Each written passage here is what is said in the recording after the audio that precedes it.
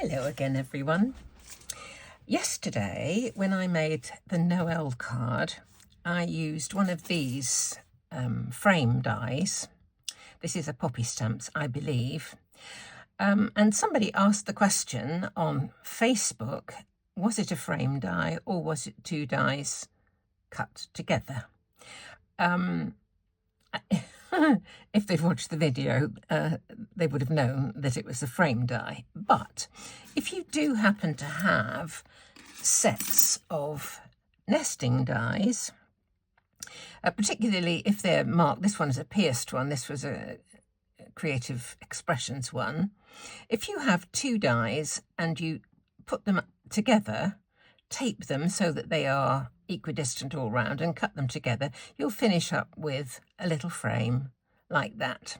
You'll also get a square out of the middle that you can use for something else. So that is a way of making a frame die if you don't have an actual frame die. Speaking of little pieces that come out of the middle, I wonder how many of you have bought this set of dies in the latest release from Craft Addiction UK. If you do, you're left with lots and lots of cut out squares. You can use this one as a surround for that, this for that, that for this, you know, to build up something interesting. So what I want to do today is to use this frame die again and a small square. Now, if you've got these, you can use a way to use some of the middles up, but any old scrap you can cut a square from. So what I'm going to do with this square, that is going to be the feature of a 6x6 card. As small as that, but it's going to look, says she, hopefully $1 million. What I'm going to do is triple emboss it. Somebody mentioned yesterday they'd never heard of embossing more than once. Well, I'm going to triple emboss it, and then I'm going to deboss one of these stamps into the molten powder. Can you call it powder when it's molten? Liquid. So that's kind of it, really. There are various ways that people say of doing this, but I'm doing the way that works for me. The way that I first saw on, well, it might have been YouTube or somewhere, didn't work for me, but I devised my personal way of doing it, which does work for me. So here's my square. I'm going to start off inking it with Versamark. Okay, looks pretty well covered. Now I'm going to use just a piece of paper to save the embossing powder on. I'm just going to cover that with embossing powder. So, now one thing I must say about this particular process, molten embossing powder is very, very hot and can burn you. If you touch it when it's just melted, you can get a nasty burn. So care is essential if you're doing any process like this with embossing powder. Now I'm going to heat this up until it's molten. Now this is a silicone mat, which is heat resistant. If any powder falls onto it and is embossed onto it, I can easily just wipe it off with a baby wipe or whatever. So, okay, I'm going to emboss the first layer.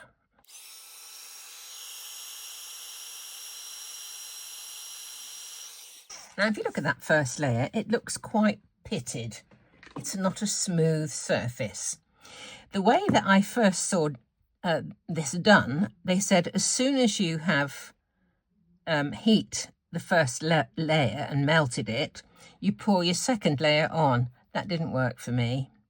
It went everywhere. So the method I use is to use Versamark between every layer. So I wait for it to cool just slightly, and then tap it onto the Versamark again. Okay, bring over my piece of paper, sprinkle with my powder,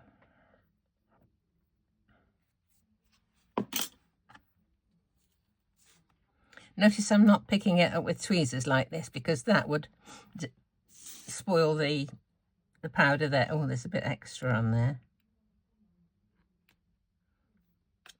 Forgot to tap it, didn't I? Right.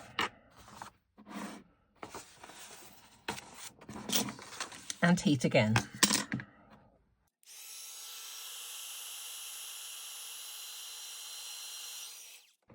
The second layer is looking much more smooth.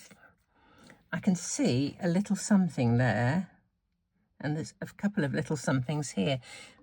That is because I keep on putting my powder back into here. Sometimes if you find that you've got bits of tiny scraps of paper or debris of whatever description, sieve your powder. Get rid of the rubbish. It often collects in there. Okay, layer 3. It's going to be at least 3. If I don't think there's enough depth on 3 layers, I will do a 4th. But we'll start with 3, see how we go.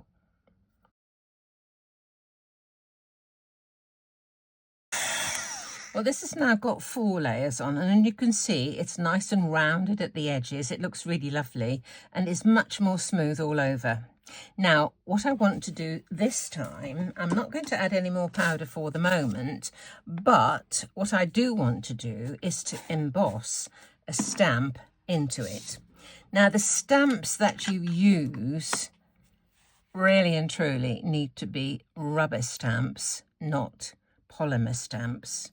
I think molten embossing powder would be too hot, particularly when you've got the depth of it that we've got here. It might be too hot for polymer ones and might damage. I wouldn't like to risk it. I haven't done it. I don't know if people have, but I wouldn't recommend it. So what I'm going to do now is to stamp one of these into the molten liquid.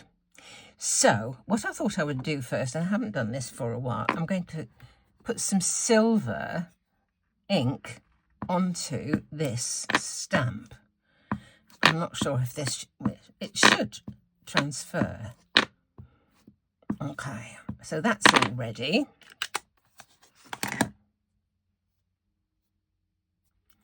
So now I need to make sure that this is actually molten. So I'm going to have to reheat it until I can see it moving around just a little bit, and then I can do my stamping. Here we go. I'm going to press really hard.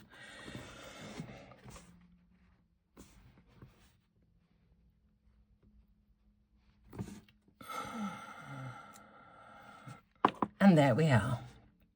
Isn't that pretty? Don't you think? Now that is going to be the centerpiece for a 6x6 card, but we've got to dress it up a little bit, take the eye to it. So let's leave that there because it needs to set a little bit harder.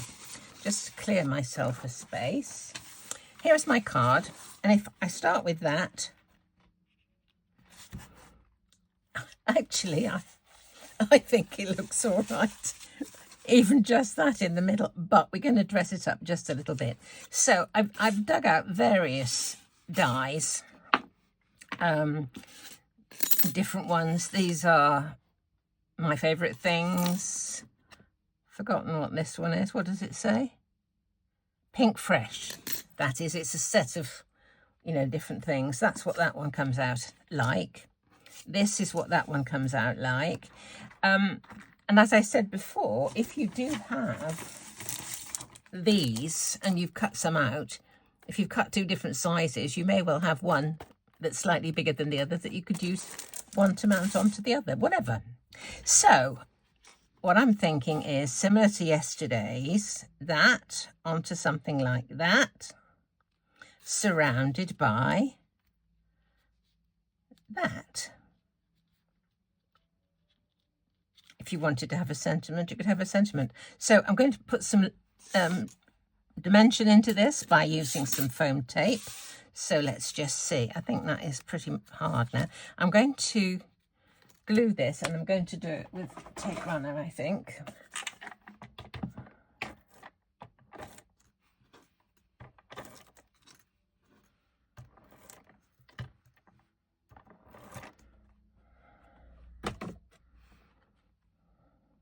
That looks lovely, doesn't it? I'm really pleased with that. Deeply etched rubber as well, obviously, works better. That's not straight.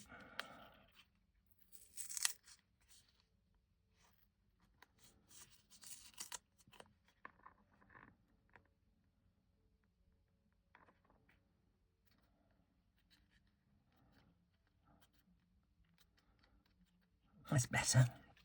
Okay, foam tape onto both of these.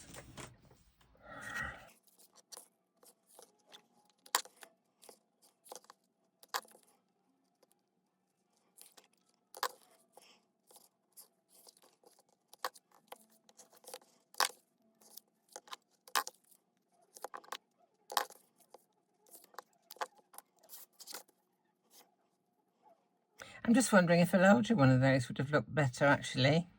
A bigger gap. I'm not sure. But I think that's elegant. I think that you could put a sentiment on easily. But I quite like it as is.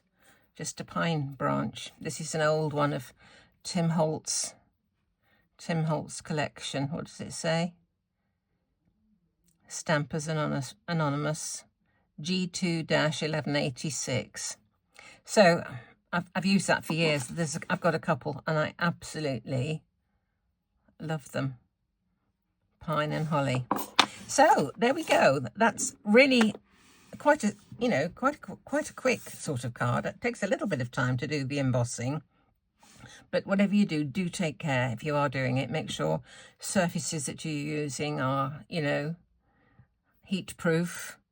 Don't touch it with your fingers when it is just first molten. It gets very, very hot. So I hope you found something, of interest.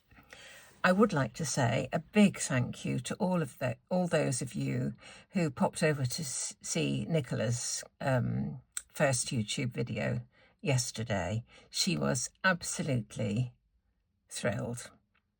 So pleased, and so she's hoping that she can get on and do her next one fairly soon. She took a long time over this one with editing and goodness knows what, so do